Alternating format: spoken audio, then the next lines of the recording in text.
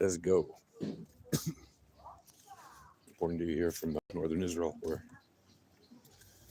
the weather is all right. Sunny blue skies, a little bit of puffy clouds. Fortunately, none of those clouds around here, at least, are from complaint cylinders. We've had relative quiet in the last several weeks, thanks to the ceasefire, and that is a welcome reprieve from the insanity of the past year and some months that we had up here. Unfortunately, it's not all peace and quiet throughout the land, but where I am at least able to say it's relatively quiet. For now, anyway. We hope that it stays that way and becomes peaceful for the rest of the country and the region. Because peace is better than war. At least a good peace is better than war. So back to crypto, back to Bitcoin. Just so you know, the title of this video is not false clickbait. And yes, I am somebody who's been into crypto since longer than Bitcoin, because I've been into cryptography. I've been into digital money and attempts at cryptographic currencies since before Bitcoin was ever created. In fact, I remember meeting the guy who invented the quote-unquote internet dollar, which was a hybrid of digital and paper currency, way back in like 1999, 98, 99, sometime around then. Maybe 2000, I don't remember exactly the year now. But it was quite an interesting innovation. This guy was developing his digital dollar, internet dollar, he called it, back in Tel Aviv, back in the late 90s, early 2000s. Very interesting guy. And it was an interesting project. But anyway, Bitcoin and crypto are not coming back in 2025. What? What do you mean by that? You're crazy. They're running fine. They're going up. Prices are going up. Yeah. What do I mean by that? I mean that the crypto world is not having a comeback in 2025 because it never had a going away party. It never retired. Since the advent of Bitcoin, if you look at its utility and its adoption over time, forget its price point for a second, just look at its utility and adoption. It has become more useful and more widely adopted than ever before.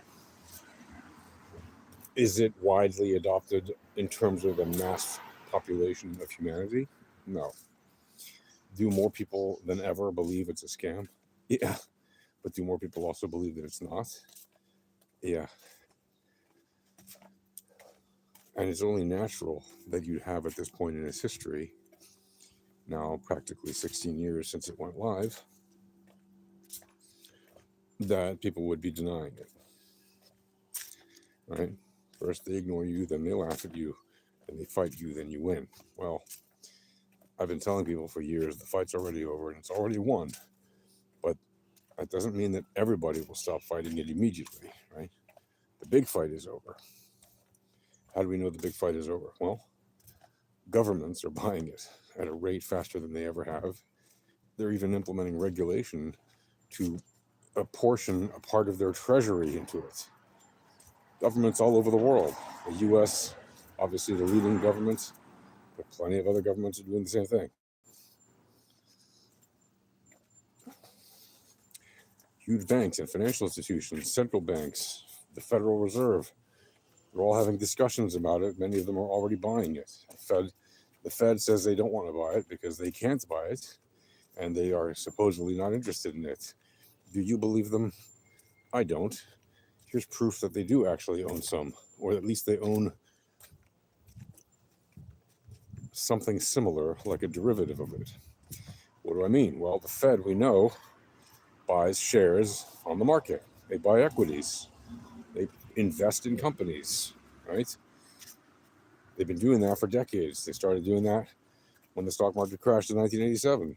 At some point between then and now, right around the time of what happened in 2020, when the entire world stayed at home for an extended period of time, the Fed owned, at some point in that period, around 20% of the market.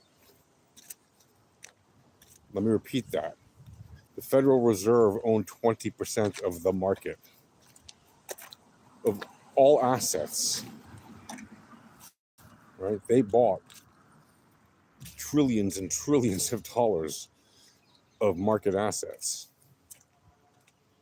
making them basically the largest holder of anything anywhere.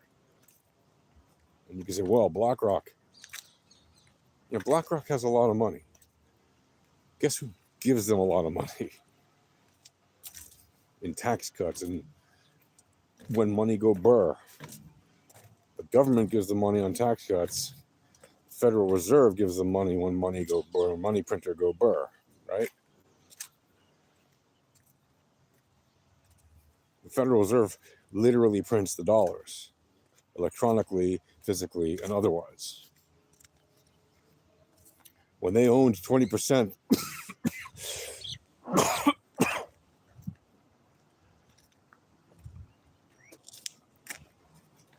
when they owned 20% of the market, they were literally the biggest whale on the market. Technically speaking, they are the biggest whale on the market, even to this day, because of all the money that they've invested into the market already, and the fact that they are owned by the biggest banks that have all the money that they give themselves.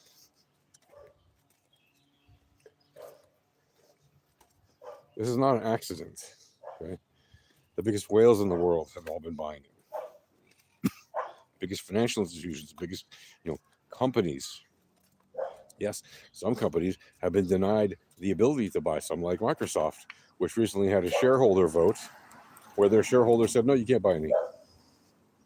Who are their biggest shareholders? BlackRock and other companies like them, who denied them the right to buy any because they want more for themselves. And they know if Microsoft gets to buy some, they're going to buy a whole lot of it. How do we know that? Well, why would Microsoft even have a discussion to buy any? Do you think they're just going to buy half a Bitcoin, 2 Bitcoins? No. They obviously wanted to buy many thousands of them. Otherwise, they wouldn't even have the discussion with their shareholders.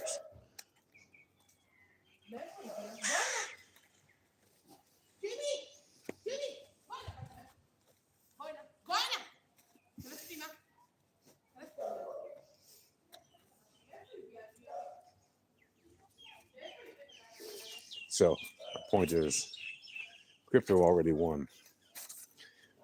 Many years ago, when politicians and other government people realized, oh, yeah, no, these assets, they're not just garbage. They're not scams. We need to own it. It's the future of finance. We can't just let it go the way of the dodo. What is that? What is that thing? Oh, look at that. That is an interesting find. Is that a rice cooker? The things people toss out is mind-boggling to me. It is a freaking rice cooker. Unreal. Well, whoever did not want it, I hope they enjoy not wanting it anymore.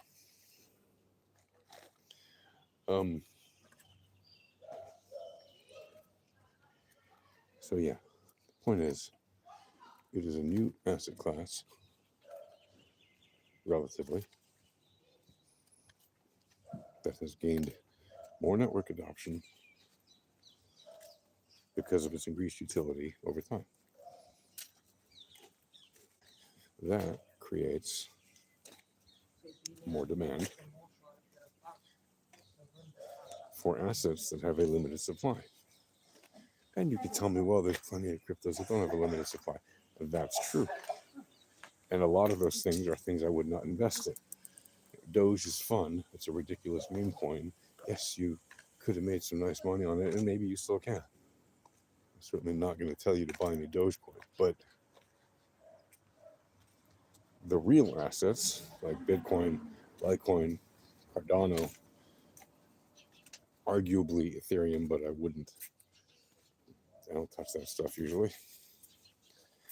And other assets, and again, Ethereum is not necessarily limited in its supply. So the real assets that are decentralized and have a fixed supply and have real value because of their ability to do all the things that Bitcoin and other real cryptos can do, have a certain value that has done very well over time in terms of financial interests, and the utility is good over time. Therefore, their adoption is good over time, and therefore their future looks bright over time. And that's why I tell you, Bitcoin and crypto are not coming back in 2025 because they've never left, and they're not leaving anytime soon. These kind of asset classes only appear every hundreds of years. These rapid changes, these revolutionary changes in assets that last for hundreds of years. It doesn't come and go overnight. So to all the doubters who think I'm crazy, come and look at my video in 2140 when the last Bitcoin's been mined. When I'm long gone and forgotten, maybe. Tell me then how crazy we were to be stacking sats, loading up on lights, doing whatever we could to get our hands on as many as we could of what seems to be the future of finance and the transactions of value. Okay, that's it for now, folks. Take care.